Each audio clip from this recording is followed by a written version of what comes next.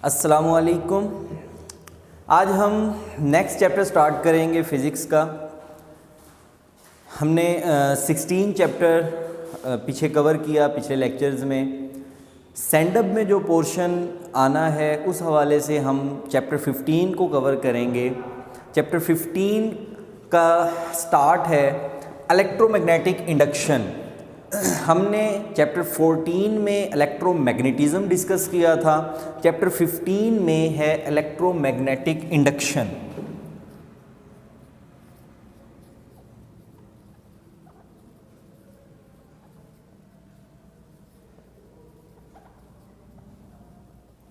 What is electromagnetic induction?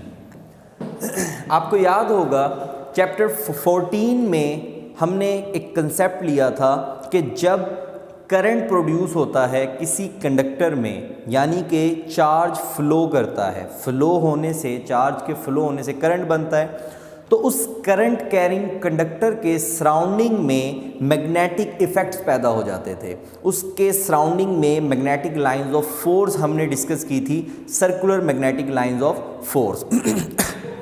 अब ये जो चैप्टर 14 के कंसेप्ट थे, ये साइंटिस्ट का नाम था ऑरेस्टेड। आपको याद होगा कि वहाँ पे हमने जो फोकस किया चैप्टर 14 में, वो डिस्कशन सारी इससे रिलेटेड थी कि करंट कैरिंग कंडक्टर के सराउंडिंग में मैग्नेटिक इफेक्ट्स पैदा होते हैं, और उसको हमने नाम दिया था इलेक्ट्रोमैग्नेटिज्म। अब यहाँ पर इसी प्रोसेस का, जो चैप्टर 14 में जो कंसेप्ट है, इसका रिवर्स प्रोसेस साइंटिस्ट ने या फिज़िक्स ने ट्राई की, कोशिश की, सोचा कि क्या इलेक्ट्रोमैग्नेटिज्म का रिवर्स प्रोसेस भी मुमकिन है या नहीं। तो ये 1831 में जोसेफ हेनरी और माइकल फैराडे, ये दो फिज़िक्स थे जिन्होंने एट ए टाइम ये एक्सपेरिमेंट्स किए, जिससे ये साबित हुआ कि इलेक्ट्रोमैग्नेटिज्म का रिवर्स प्रोसेस भी एग्जिस्ट करता है। रिवर्स प्रोसेस से मुराद क्या है कि अगर इलेक्ट्रोमैग्नेटिज्म क्या था, मैं एक बार फिर रिपीट कर रहा हूँ, इलेक्ट्रोमैग्नेटिज्म क्या था कि चार्ज के मूव होने से मैग्नेटिक इफेक्ट्स पैदा हो रहा है। अब हम यहाँ पे इसका रिवर्स प्रोसेस डिस्कस करने लगे हैं कि किसी भी मैग्नेटिक फील्ड में कंडक्टर को मूव करवाया जाए, किसी भी मैग्नेटिक फील्ड में कंडक्टर को मूव करवाया जाए या चार्ज को मूव करवाया जाए, उससे करंट प्रोड्यूस हो जाए। जब हम कंडक्टर को मैग्नेटिक फील्ड में मूव करवाएंगे तो उसके अंदर पड़े हुए चार्जेस भी तो मूव हो रहे हैं, तो उससे चार्जेस के अंदर एक फ्लो आ जाएगा। और हम यहाँ पे क्या कह रहे हैं कि मैग्नेटिक फील्ड में हमने कंडक्टर को मूव करवाया, जिसकी वजह से वो करंट प्रोड्यूस हो गया। तो ये है रिवर्स प्रोसेस ऑफ इलेक्ट्रोमैग्नेटिज्म। यहाँ पे चैप्टर 15 में इस रिवर्स प्रोसेस को हमने क्या नाम दिया? Electromagnetic induction. इंडक्शन कहाँ पे वर्ड यूज़ होता है? जहाँ पे हमें बगैर कोई हाथ लगाए या बगैर किसी मदद से हमने उसमें कोई चीज़ प्रोड्यूस करवा ली। हमने कोई बैटरी नहीं लगाई सर्किट में, हमने कुछ नहीं किया, हमने उसके अंदर एक प्रोड्यूस करवा ली इलेक्ट्रिकल एनर्जी, हमने वहाँ पे इलेक्ट्रोमोटिव फोर्स प्रोड्यूस करवा ली। तो इसको हमने क्या बोला, इसको हम क्या नाम देंगे? इंडक्शन। तो इलेक्ट्रोमैग्नेटिक इंडक्शन क्या है, इसको डिफाइन कर लेते हैं। When a conductor is moved in a magnetic field या across a magnetic field, then an EMF, electromotive force. आपको याद होगा कि चार्ज किस वजह से मूव कर रहा होता है? जब कोई ना कोई उसे इलेक्ट्रोमोटिव फोर्स मिलती है। तो मैग्नेटिक फील्ड में जब हम कंडक्टर को मूव करवाते हैं, then an EMF and an current, a current is induced.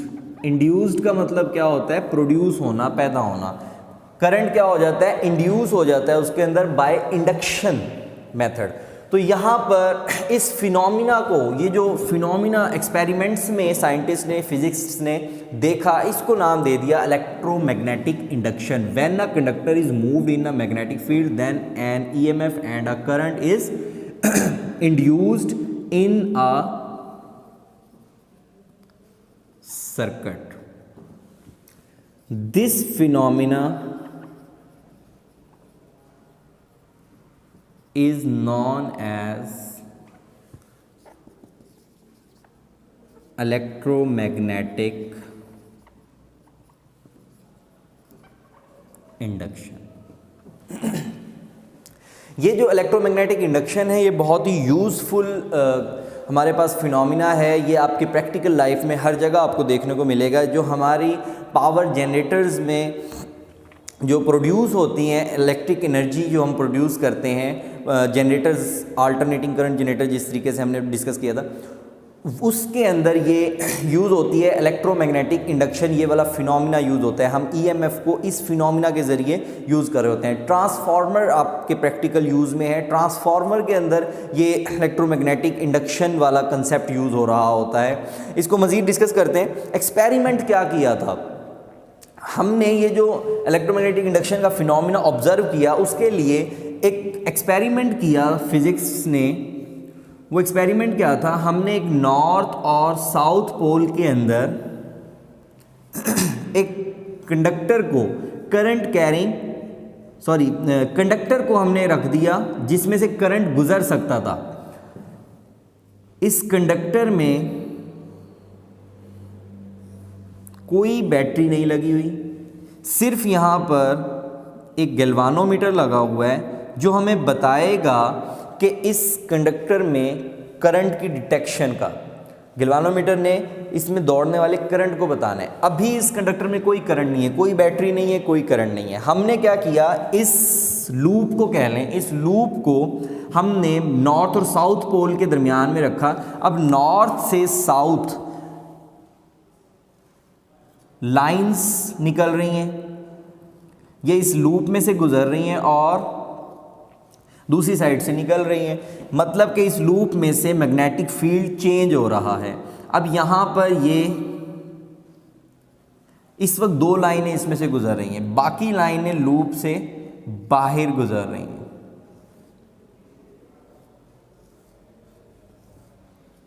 तो यहाँ पे जब हमने इसे दरमियान में रखा, constant lines of force, magnetic lines of force गुजर रही थी। उस वक्त गैल्वानोमीटर ने कोई करंट की डिटेक्शन शो नहीं की। जैसे ही हमने इसको मूव करवाया, जैसे ही हमने इसको मैग्नेटिक फील्ड के अक्रॉस मूव करवाया, जहां दो लाइनें गुजर रही थी, अब ये जो तीसरी लाइन है ये भी इस लूप में से गुजरेगी, चौथी लाइन भी इस लूप में से गुजरेगी, पांचवी, जैसे जैसे हम इसे आगे की तरफ मूव कर रहे होंगे उस वक्त मैग्नेटिक फील्ड क्या है, लाइंस इंक्रीज कर रही हैं इसमें से। तो इसका जो वो change in magnetic lines of force through the coil वो इंक्रीज हो रहा है, बढ़ रहा है। मतलब कि जैसे ही मैंने इसे मूव करवाया उस वक्त गैल्वानोमीटर ने करंट की डिटेक्शन की, करंट यहाँ पर शो हुआ, गैल्वानोमीटर की सुई डिफ्लेक्ट हुई, जिससे हमें पता लगा कि यहाँ तो हमने सर्किट में कोई बैटरी लगाई ही नहीं थी।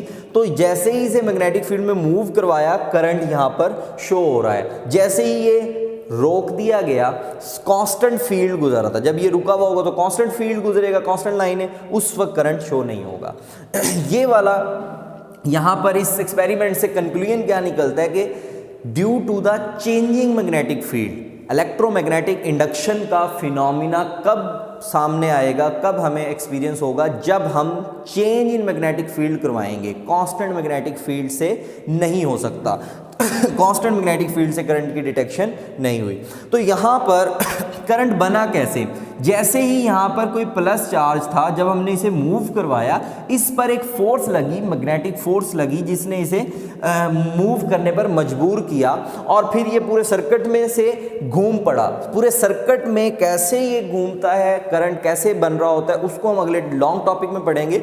यहाँ पर सिर्फ यही कंसेप्ट है कि जैसे ही हम इसे मूव करवाते हैं और ये सर्किट में घूम पड़ता है। अब साइंटिस्ट ने कंक्लूजन क्या किया कि ये यहाँ पर इस कंडक्टिंग वायर को बदल के देखा, इसकी रेजिस्टेंस कुछ और थी, इस कंडक्टिंग वायर को बदल के देखा और आर इसकी चेंज हो गई। यहाँ पे मान लो कि ये कॉपर की थी, फिर सिल्वर के साथ इसे चेक कर लिया, जितनी रेजिस्टेंस होती है उसी हिसाब से करंट बनेगा इसके अंदर, गैल्वानोमीटर ने उतना ही करंट शो करना है। उसने मुतअद्दिद एक्सपेरिमेंट किए कंडक्टिंग वायर्स, ये कंडक्टर्स को चेंज कर करके, और हर एक्सपेरिमेंट का जो रिजल्ट आ रहा था वो क्या आ रहा था, I cross R is equal to constant.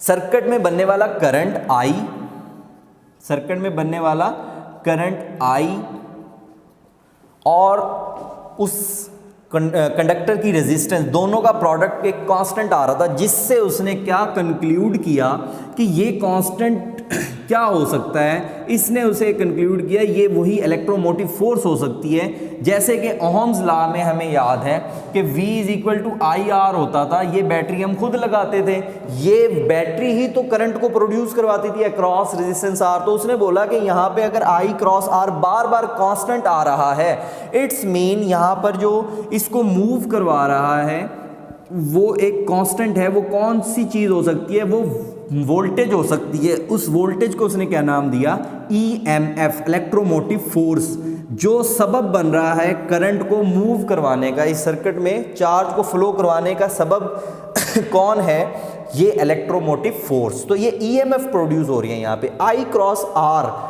Constant क्यों आ रहा था, जैसे कि 2 ज़रब 3, इसका आंसर क्या आएगा 6, 3 ज़रब 2, ये भी आंसर क्या आएगा 6।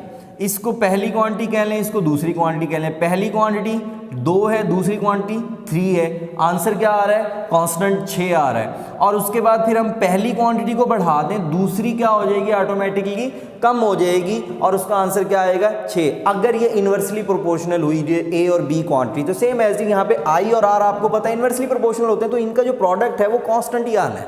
उस कांस्टेंट को उसने कंक्लूड किया कि ये कोई ना कोई इलेक्ट्रोमोटिव फोर्स ही है जिससे ये करंट बन रहा है। तो उसको यहाँ पे हमने क्या मेंशन कर दिया, इलेक्ट्रोमोटिव फोर्स EMF। ये था कंसेप्ट इसका इलेक्ट्रोमैग्नेटिक इंडक्शन का, कि कैसे हमने कंक्लूड किया कि ये I cross R is equal to EMF, यहाँ पर EMF प्रोड्यूस हो जाती है। ये जो इंड्यूस करंट की डेफिनेशन आप यहाँ पे कर सकते हैं, इंड्यूस्ड ये EMF है, और इंड्यूस करंट जो जब कंडक्टर मूव कर रहा था उसमें जो करंट दौड़ रहा था उसको हम क्या बोल देंगे, इंड्यूस करंट बोल देंगे। अब चलते हैं अपने लॉन्ग क्वेश्चन की तरफ। हमारे पास जो लॉन्ग क्वेश्चन है, हमने यहाँ पे इसमें समझा कि कोई ना कोई मोशनल EMF, यहाँ पे कोई ना कोई EMF पैदा हो रही है। वो EMF कैसे पैदा हो रही है, जब हमने इसको मूव करवाया था, मोशन दी थी, तो इसलिए हमने उसका नाम क्या रखा कि ये जो EMF पैदा हुई इसके अंदर, ये असल में कौन सी EMF है, मोशनल EMF। ये आपका बच्चे लॉन्ग टॉपिक है, ये लॉन्ग क्वेश्चन, इसको ध्यान में रख लें। Motional EMF, what is motional EMF? The EMF induced due to the motion of a conductor through a magnetic field, through a magnetic field। इसे हम क्या बोलते हैं, मोशनल EMF is called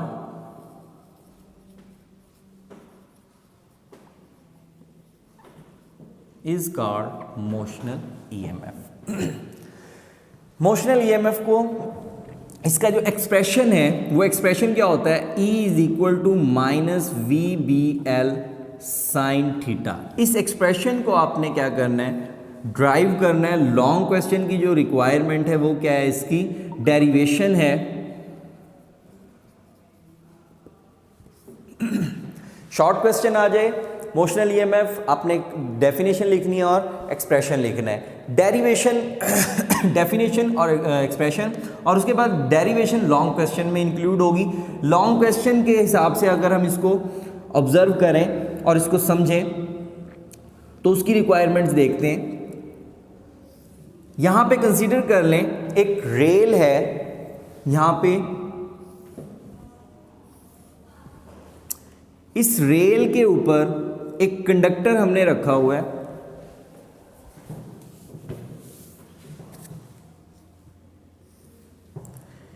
इस रेल के ऊपर हमने एक रख दिया कंडक्टर।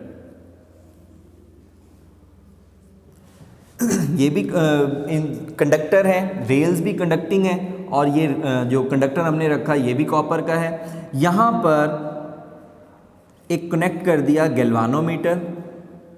ये गैल्वानोमीटर हमें बताएगा, डिटेक्शन बताएगा कि ईएमएफ प्रोड्यूस होने की वजह से जो करंट बना वो करंट डिटेक्ट करके हमें बताएगा। यहाँ पर ये जो रेल्स हैं इसको हमने मैग्नेटिक फील्ड के अंदर रख दिया। मैग्नेटिक फील्ड इसके अंदर परपेंडिकुलरली गुजर रहा है, उसको मैंने क्रॉस से शो कर दिया। यहां पर 9 लाइंस पास आउट हो रही हैं, बाकी की लाइंस बाहर से।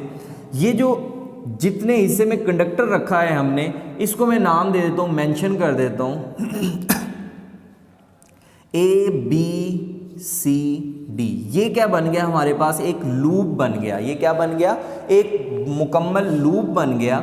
यहां पर इस कंडक्टर को जब मैं मूव करवाऊंगा, इस कंडक्टर को वेलोसिटी v से जब मैं मूव करवाऊंगा तो इस लूप के अंदर करंट दौड़ना शुरू हो जाएगा, जिसकी डिटेक्शन हमें कौन बताएगा? ये गैल्वानोमीटर। ये सुई इसकी डिफ्लेक्ट हो जाएगी जब मैं मूव करूंगा तब। जब ये स्टेशनरी होगा उस वक्त यहाँ पर कोई डिटेक्शन नहीं होगी। जैसे ही हमने इसे मूव किया तो हमारी बात जो मैं समझाना चाह रहा हूँ, जहाँ पर जो ईएमएफ पैदा होगी वो किस वजह से पैदा होगी? Due to the changing magnetic field, not constant magnetic field. अभी 9 लाइनें यहाँ से गुजर रही हैं ना, तो कांस्टेंट है, यहाँ पर डिफ्लेक्शन नहीं आएगी। जैसे ही इसको मैं मूव करवाऊंगा चेंजिंग मैग्नेटिक फील्ड चेंज होगा। पहले 9 गुजरी थी, 3 और गुजरेंगी, फिर ये वाली 3 भी गुजरेंगी, तो क्या हो जाएगा? मैग्नेटिक फील्ड चेंज हो रहा होगा, जिसकी वजह से यहाँ पर ईएमएफ प्रोड्यूस हो रही होगी। अब होता क्या है, इसका कंसेप्ट क्या है कि मूव करवाने से मैग्नेटिक फील्ड में कंडक्टर को परपेंडिकुलरली मूव करवाने से ईएमएफ कैसे प्रोड्यूस हो रही है? यहाँ पर एक चार्ज, पॉजिटिव चार्ज कंसीडर कर लेते हैं। कंडक्टर में एक पॉजिटिव चार्ज पड़ा हुआ है, ठीक है। यहाँ पर ये जो पॉजिटिव चार्ज है, जब हमने कंडक्टर को मूव करवाया वेलोसिटी v से राइटवर्ड, उस वक्त इस पॉजिटिव चार्ज के अंदर, इस पॉजिटिव चार्ज के अंदर भी तो वेलोसिटी आई।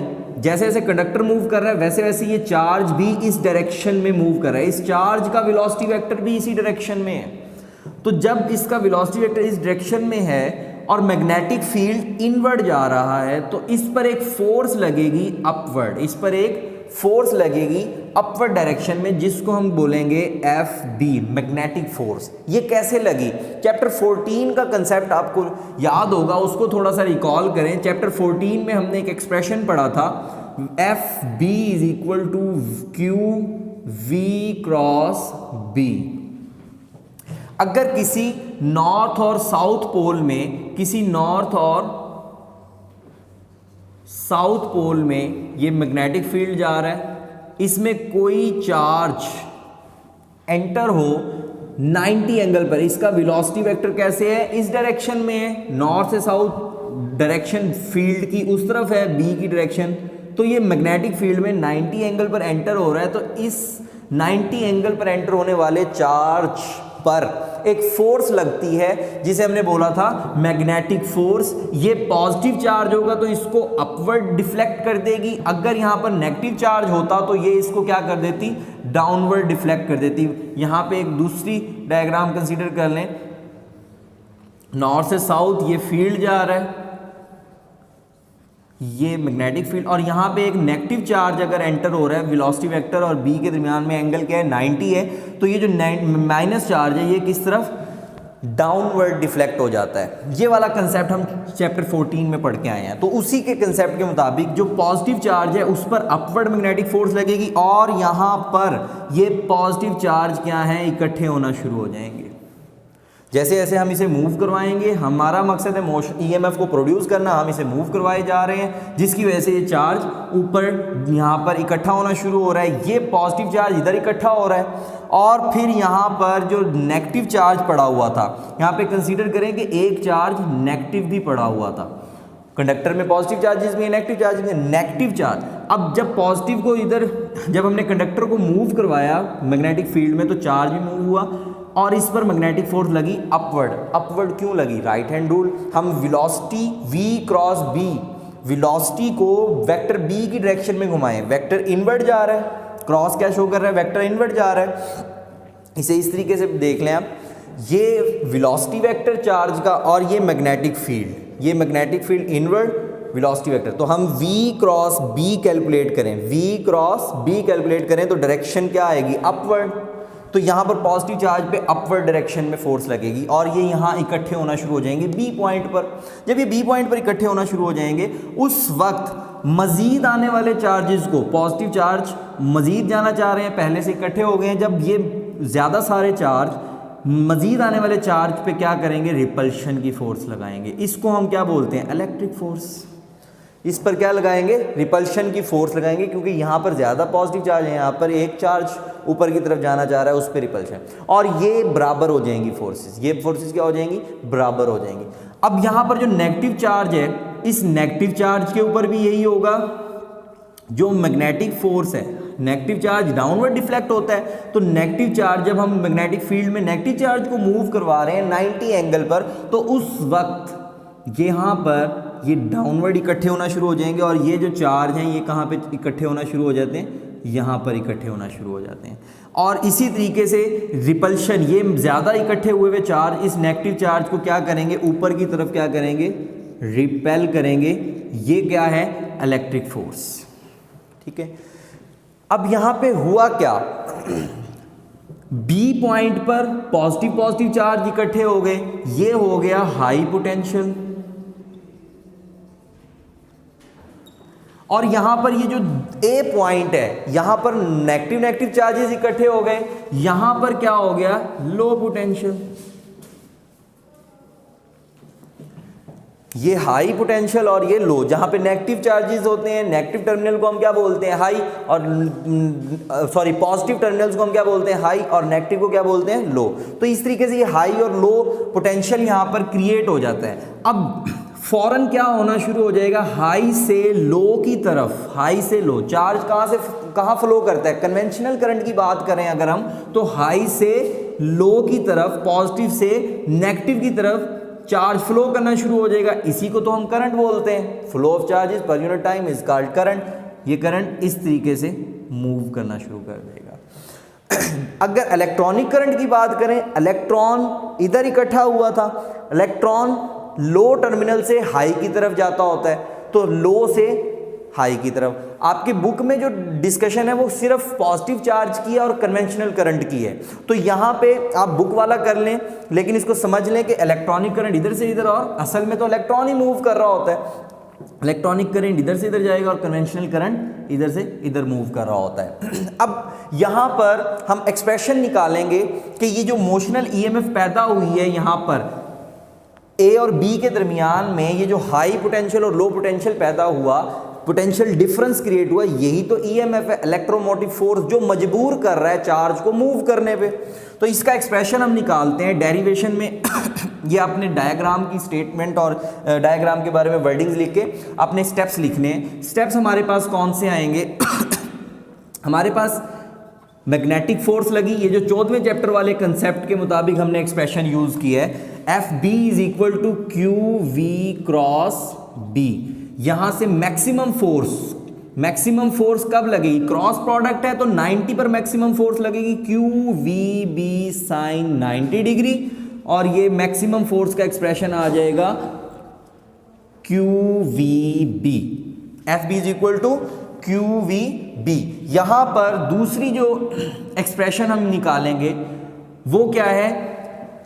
इलेक्ट्रिक फोर्स का। यहाँ पे दूसरी फोर्स क्या लग रही है? इस कन्वेंशनल करंट, इस पॉजिटिव चार्ज ही की बात करूँ, इस पॉजिटिव चार्ज पर जो एक फोर्स लग रही है ऊपर की तरफ, वो मैग्नेटिक फोर्स कंडक्टर को मूव करवाने की वजह से, चार्ज को मूव करवाने की वजह से। जैसे जैसे कंडक्टर मूव कर रहा है चार्ज भी तो मूव कर रहा है, उस पर एक फोर्स अपवर्ड लग रही है।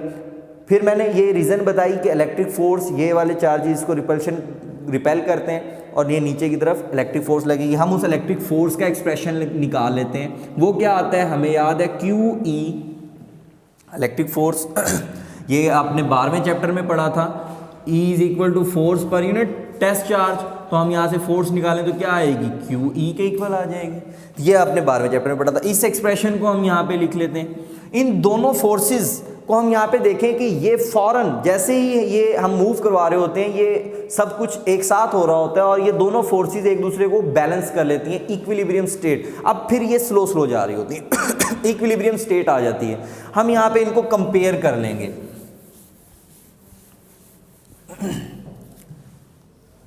इक्वेशन 1 और इक्वेशन 2 को हम यहाँ पे अगर कंपेयर करें तो QE is equal to QVB, दोनों को इक्वल। क्यों इक्वल कर लिया, यहाँ पे लिख लें कि ये इन equilibrium state FE is equal to FB, दोनों फोर्सेस को कंपेयर कर लेते हैं। यहां से Q कैंसिल हो जाएगा, एक्सप्रेशन बचा E is equal to VB। इसको इक्वेशन 3 का नाम दे दें। अब बात करते हैं, चैप्टर 12 में आपने पढ़ा था पोटेंशियल ग्रेडियंट। पोटेंशियल ग्रेडियंट वाला एक्सप्रेशन कुछ इस तरीके से था, del V is equal to minus E del R। आपको डायग्राम ज़हन में आ गई होगी। ये कुछ इस तरह से डायग्राम थी। हमने हाई पोटेंशियल और लो पोटेंशियल का कंसेप्ट यहाँ पे भरपूर तरीके से सीखा था। यहाँ पर इधर से अगर हम E को निकालें, इलेक्ट्रिक फील्ड को निकालें, उसका एक्सप्रेशन क्या बनेगा, E is equal to del V over del R। ये वाला एक्सप्रेशन हम यूज कर रहे हैं। तो आप यहाँ पे क्या लिखेंगे, we know that del V,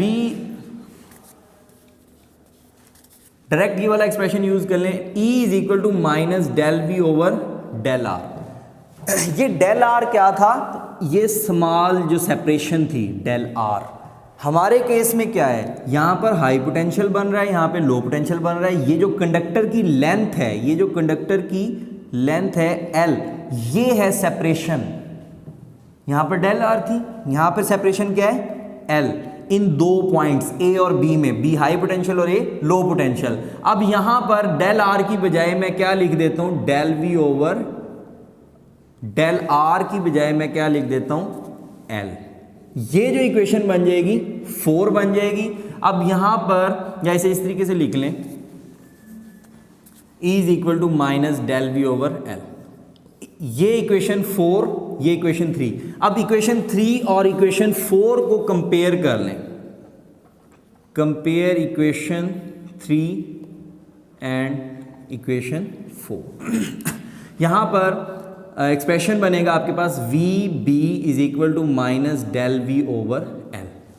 ये वाला एक्सप्रेशन, L को इस तरफ ले जाएं, VBL minus del V, minus इस तरफ आ जाएगा, del V is equal to minus VBL expression बन जाएगा। ये जो पोटेंशियल डिफरेंस है, यही तो सबब बन रहा है इस चार्ज को फ्लो करवाने का, करंट को पैदा करने का। तो इस पोटेंशियल ही को हम बोल देते हैं EMF माइनस VBL। ये एक्सप्रेशन है मोशनल EMF का। ये किसके लिए एक्सप्रेशन है, मैक्सिमम फोर्स का। यहाँ पे हमने परपेंडिकुलर मूव करवाया चार्ज को या कंडक्टर को मैग्नेटिक फील्ड B के अंदर। अगर हम इसका एंगल वाला एक्सप्रेशन लिखना चाहें तो वो बनेगा V minus VBL sine theta. ये उसका एंगल वाला एक्सप्रेशन। ये आपने सिंपली डायग्राम को अच्छे तरीके से समझना है, ये स्टेप्स निकालने हैं और ये एक्सप्रेशन यहाँ तक निकाल देना है। अब बात कर लेते हैं, आपकी बुक में एंड में कुछ डिस्कशन है, उसके हवाले से बात कर लेते हैं कि ये जो यहाँ पे जैसे जैसे हम मूव कर रहे होते हैं तो ये जो चार्ज है ये ऊपर की तरफ कैसे मूव कर रहा होता है। ये जो दोनों फोर्सेस, मैग्नेटिक फोर्स और इलेक्ट्रिक फोर्स, यानी कि मैग्नेटिक फील्ड और इलेक्ट्रिक फील्ड, ये दोनों एक दूसरे की फेवर में वर्क कर रहे होते हैं। कैसे वर्क कर रहे होते हैं, अब यहाँ पर ये जो जब हम इसे मूव करवाएंगे, चार्ज ऊपर की तरफ मूव हो रहा है, अचानक से रिपल्शन शो होना शुरू हो गई, यहाँ पे चार्ज इकट्ठे होना शुरू हो गए। जब इकट्ठे हुए इसने मजीद आने वाले चार्ज को रिपेल करना शुरू कर दिया, लेकिन उसी लम्हे हाई पोटेंशियल से लो पोटेंशियल की तरफ ये वाले चार्ज तो मूव करना शुरू हो गए, ये चार्ज तो यहाँ से मूव करना शुरू हो गई। यहाँ पर कंसंट्रेशन जो है चार्ज की कम होना शुरू हो गई, तो रिपल्शन की फोर्स, ये जो रिपल्शन की फोर्स है ये घटना शुरू हो गई। जब ये घटना शुरू हुई तो मैग्नेटिक फोर्स के लिए काम आसान हो गया, चार्ज को यहाँ से ऊपर बी पॉइंट पे पहुँचाना, कंडक्टर के दरमियान से चार्ज को उठा के बी पॉइंट पे पहुँचाना, पॉजिटिव चार्ज को ये पहुँचाना आसान हो गया। तो हम यहाँ पे वर्डिंग यूज़ करते हैं कि जो ये मोशन हम दे रहे हैं, ये इससे फ़ायदा क्या होता है कि ये इलेक्ट्रिक फोर्स घट रही होती है और ये मैग्नेटिक फोर्स की फेवर में काम कर रही होती है। इलेक्ट्रिक फोर्स कम हो जाती है जिसकी वजह से मैग्नेटिक फोर्स चार्जेस को ऊपर पहुंचा देता है। इस तरीके से स्टीडी करंट का फ्लो मुमकिन हो पाता है।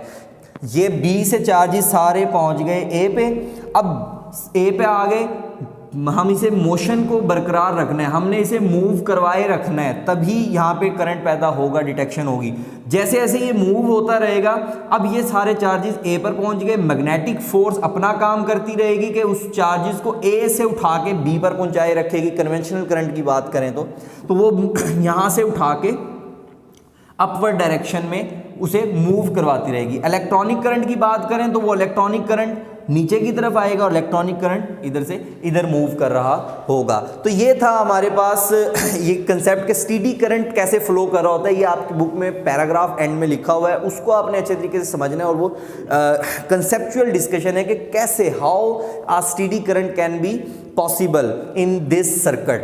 This is the topic motional EMF. This is the long question for you. ये डायग्राम डेरिवेशन इसकी रिक्वायरमेंट है। Thank you.